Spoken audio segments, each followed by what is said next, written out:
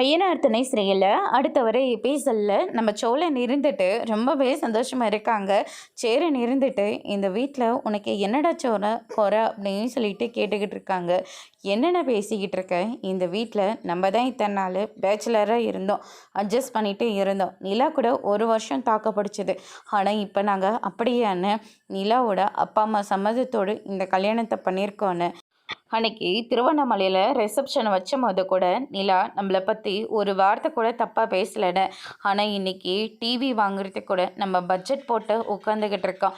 அந்த விஷயம் இந்த ஆள் அவங்க அப்பா கிட்ட உளறினதுனால அவங்க அப்பா எப்படியெல்லாம் பேசினாருன்னு நீ அதை கேட்கலன்னு கேட்டிருந்தா வச்சுக்கோங்களேன், அவ்வளோதான் அப்படின்னு சொல்லிட்டு சோழன் சொல்லிட்டு இருக்காரு. அதுக்கு அடுத்ததாக பார்த்திங்கன்னா இந்த சைடு இருந்துட்டு அதுக்கு என்னடா இப்போ தான் வீடு நம்மளை தானே தெரிஞ்சு போச்சே, இல்லை சீக்கிரமாக இந்த வீட்டை எல்லாத்தையும் மாற்றிடலான்டா, இந்த வீடு எல்லாருக்கும் பிடிச்ச மாதிரி மாற்றிடலாம் அப்படின்ற மாதிரி சொல்லிடுறாங்க. அது வரைக்கும் இந்த வீட்டில் நானும் நிலாவும் எப்படி நான் இருக்க முடியும்? நான் இருந்துருவேனே, உங்கள் கூட பிறந்துட்டேன், இருந்துருவேன். ஆனால் நிலா இருக்க வேண்டிய அவசியமே கிடையாதுன்னு. ஏற்கனவே அந்த திருவண்ணாமலை வீட்டை நீங்கள் பார்த்துருக்கீங்களே, எவ்வளோ பெருசாக இருக்குது, அந்த வீட்டில் என்னென்ன குறைய இருக்குது.